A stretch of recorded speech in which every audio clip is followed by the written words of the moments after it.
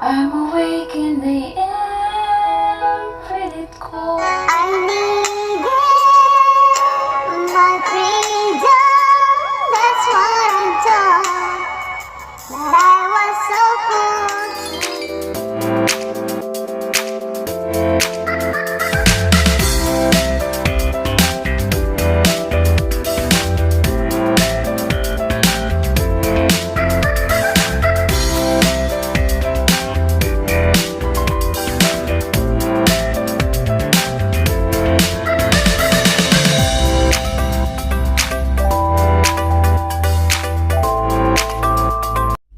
What's up mga loves? It's me, Clany again.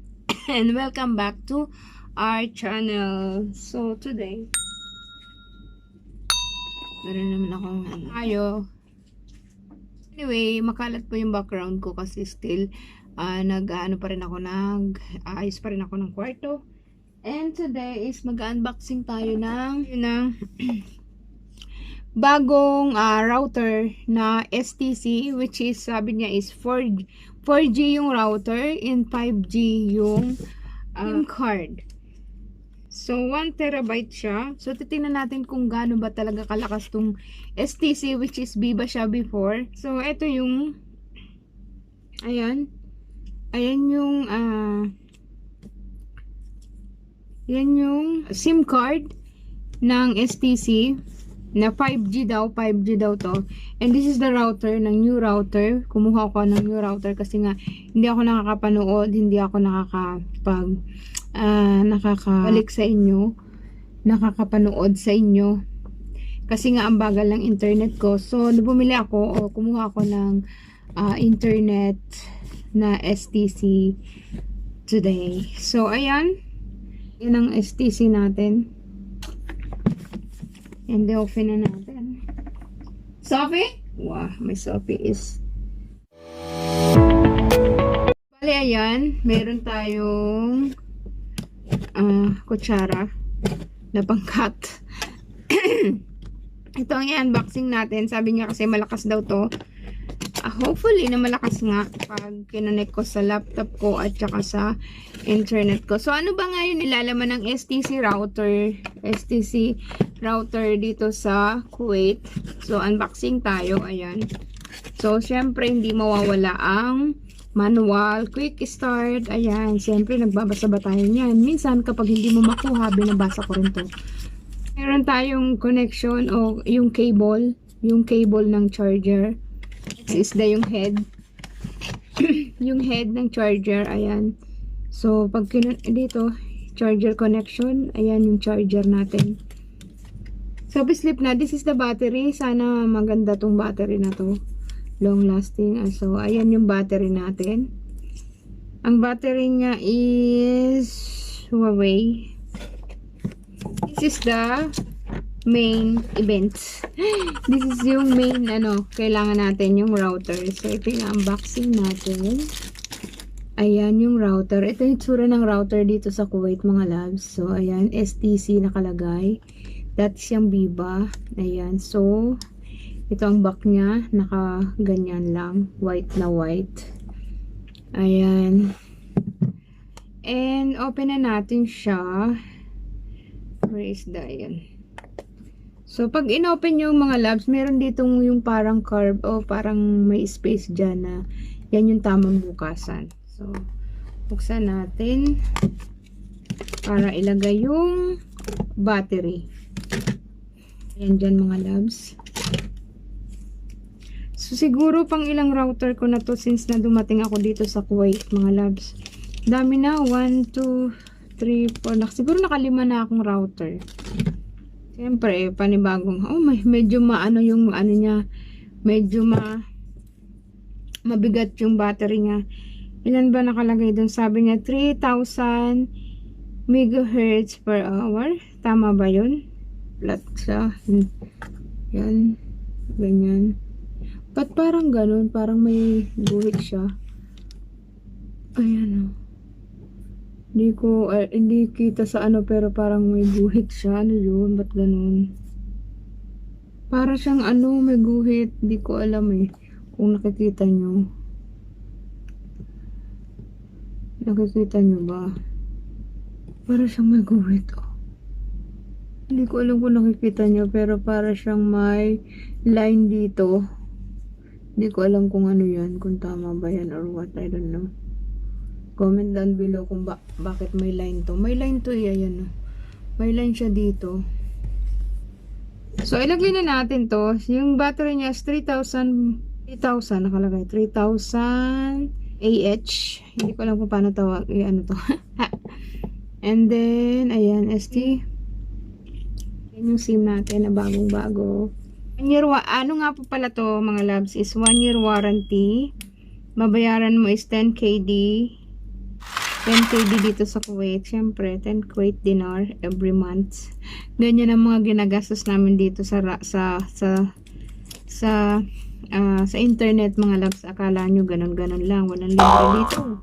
Kaya, kailangan mo, kung gusto mo magkaroon ng internet, is bumili ka ng mag-isa ka. I mean, bibili ka talaga para connected sa pamilya. So, ayan yung SIM natin. Ayan, tanggal. Ano ba pagtanggal ng SIM? Ganyan. Ayan, home. Easy. Pwede rin siya sa mobile nano. Ayan, ikakat mo lang siya dito. Pwede ba? Ayan, kita nyo ba yan? So, kailangan ikat pa natin ang pangalawa. Yung pangalawang line, nakikita nyo yung pangalawang line na yan. Ayan, so ikakat pa natin siya ng, ayun. Kala ko kasya na. And then, so ayan yung lagayan ng SIM. Ito yung kung paano nyo i-unlock, ayan. So, ipipress nyo lang ng, dyan, unlock at saka unlock. So, ipipress mo siya ng ganito. So, pinress nyo ng ganito pababa. Nakalock. Okay, pag pinress nyo na nakataas, ayan. So, press nyo na nakalock, ganun. Maririnig nyo yan, tapos pag open, ganun. Ganun. Yung SIM card is parang parehas ng ano niya, ng SIM card. So, bali, ganyan ang lagay. Open na siya. Wala kayong maririnig na tunog, pero pag pinress nyo lang siyang ganyan, ayan siya. Pag pinress nyo ganito, open na siya. Okay, pag pinress nyo pataas, may maririnig kayong tunog, open na siya.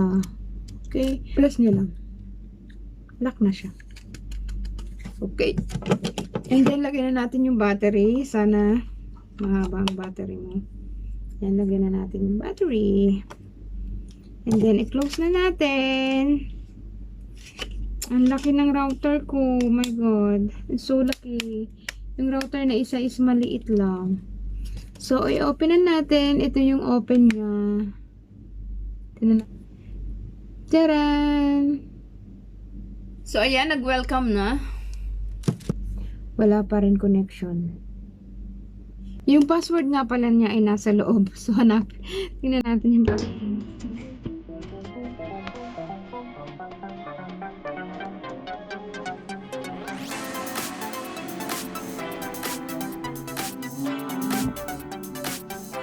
Up to 16 users. Hanggang 16 na gadgets kaya niya. So, we'll see. Huawei Mobile Wi-Fi E5785 Lite 6 Cat 6 300 Mbps. Space.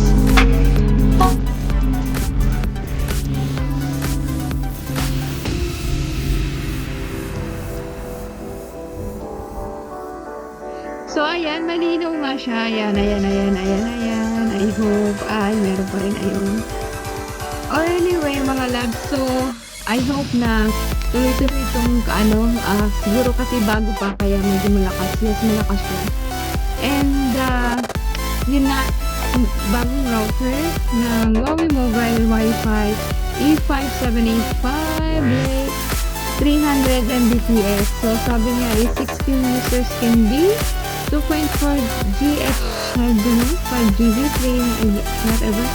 Yung battery niya is 3,000.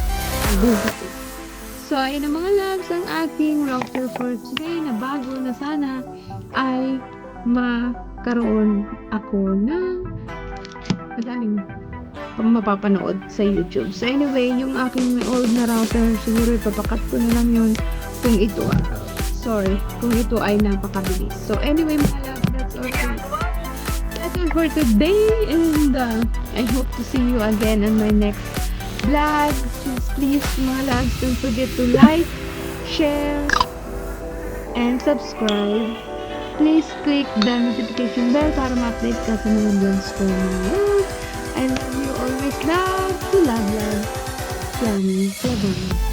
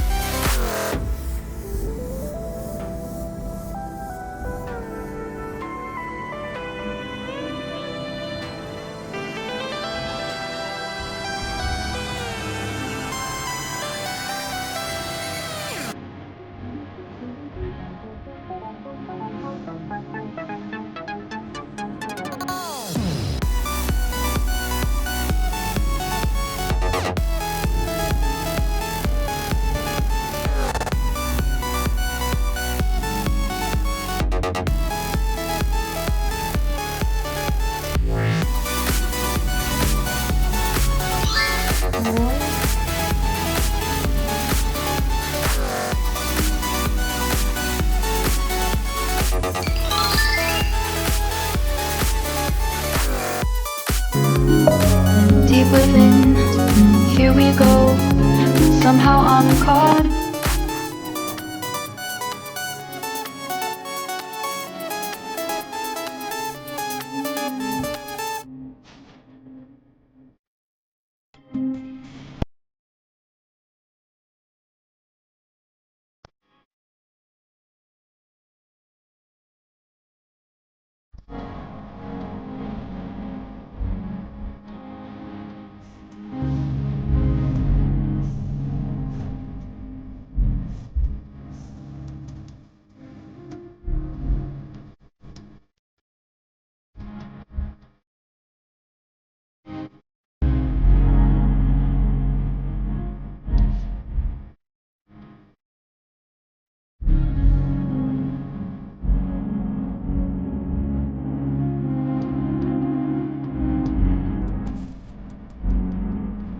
Taking the air beside me, it's only a dream.